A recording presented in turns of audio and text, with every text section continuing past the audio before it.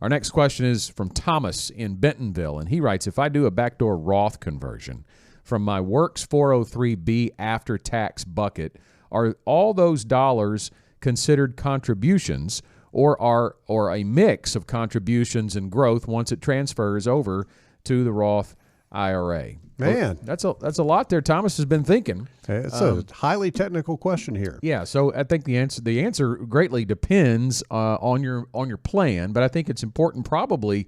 Let's talk about the basics, John, before we kind of get into this of what he's referring to when he says backdoor Roth. Well, I think he may have a little bit of a misnomer here in that a backdoor Roth conversion is a conversion from a traditional IRA or 401k plan. Mm-hmm. In this case, he talks about a 403B after-tax bucket. Yep. So this money's already been taxed, and the money has gone into this after-tax 403 bucket. So technically, it's not a conversion. It would just be a transfer, a rollover from that after-tax 403B to a Roth IRA. Now, the plan rules dictate whether or not there is a triggering event that's necessary to actually make that happen. So some plans allow you to take the after-tax dollars and roll them anywhere you want to roll them, even while you're still employed. So that is certainly a possibility. So it won't matter. Once it's in the Roth, it comes out tax-free.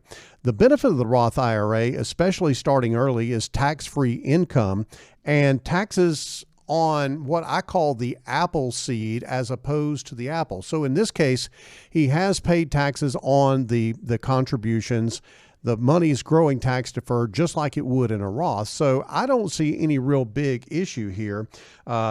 Everything that you can buy with after-tax dollars, everything that you buy in retirement is with after-tax dollars. So this is a good way of being able to get money into a Roth IRA. And for retirement, Scott, that's a huge deal because you've got an interplay there with the Roth IRA.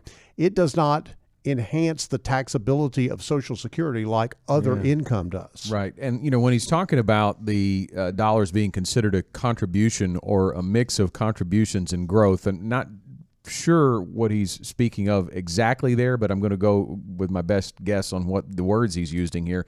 But it would be a contribution before it ever leaves the 403B, right? If you've put money into your 403B, the contribution has been made. So if we're moving that to a Roth IRA, there's no additional contribution. Right. And the money goes from one place to another without any taxes because it has already been paid. I think that's it. We see this a lot with clients a lot of times, and I'm not exactly sure why, but when a client chooses to do a 401k rollover, most of it usually still today ends up being pre-tax dollars. The taxes have never been paid on it, so they get rolled over into a traditional IRA.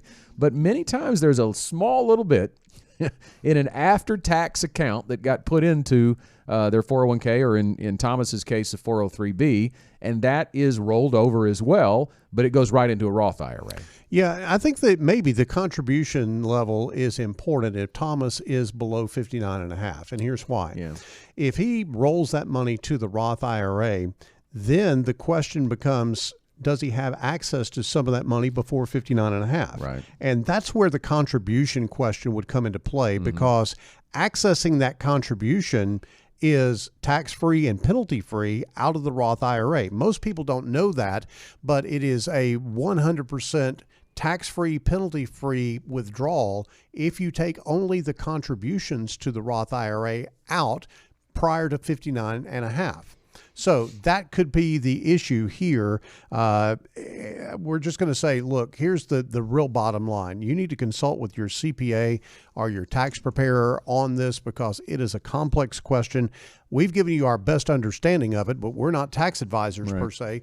But we do believe that would be the real central question, that Thomas is under 59.5 and trying to figure out whether he can get to some of that money without triggering a tax or a penalty. And you can, because those contributions will follow you from the 403B into the Roth IRA. So as long as you know what your contributions were, that basis, if you will follow you over to the 403B. Okay, so before we leave this question, I do want to address the backdoor Roth in general, because people may have been listening out there and heard that term, never heard it before, or maybe they have heard it thrown around and would like to know exactly what that is. So in this case, we're not really talking about a backdoor Roth. If as we've already kind of established, it is a transfer or a rollover to a Roth IRA. It's already existing in an after-tax account.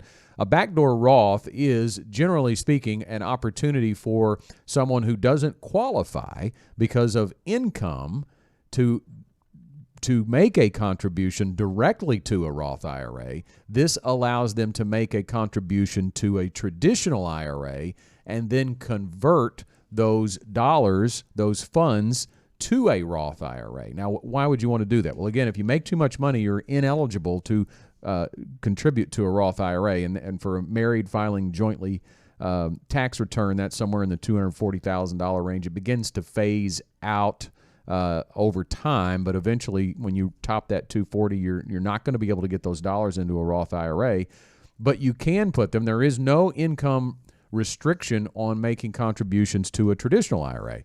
Now, when you make that conversion, the earnings are taxable, right, when you make that conversion. But if you do not invest the dollars, John, then there really are no earnings to be made. So if you throw $7,000 into a Roth IRA, assuming that you're over 50 and can do that, because it's $6,500 if you're not over 50, you can immediately convert those dollars to a Roth IRA, and there would be no earnings that would be taxed. Now, the thing you have to be careful about is if you have other traditional IRA money. Yes, that gets really complex because there's a ratio that you have to look at and go through. And again, you don't want to go this alone. You want to work with a financial advisor and a tax preparer working in concert together. You want your team pulled together. You don't want one person doing one thing and the other person doesn't know what they're doing, or are not aware of what they're doing, I should say. So you want to work with a team, both your financial advisor and your tax preparer, to be sure that you don't step on a landmine, because there are plenty of landmines when it comes to the IRS.